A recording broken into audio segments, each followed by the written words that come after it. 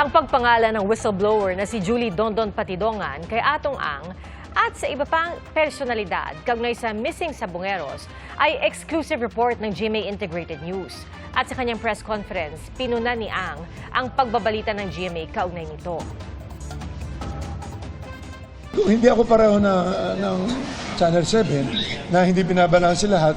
Ang gusto ko lang, balansehin niyo muna bago kayo maglaba. Ako, pakinggan niyo lang side ko. Araw-araw nilalabas natin si Dondon, series pa. Patuloy na, late ako nagsalita ngayon. I'm sure hindi ako i-cover ng Channel 7 siguro ngayon.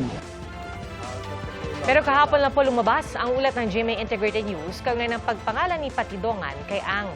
Bago ang report, nag-anunsyo ang kampo ni Ang na sasampahan niya ng reklamo si Patidongan. At iniulat po namin ito. Agad din kinuha ng GMA Integrated News ang pahayag ng kanyang kampo sa pamamagitan ng kanyang abogado, pero ito po ay pagkatapos ng 24 oras na naipadala.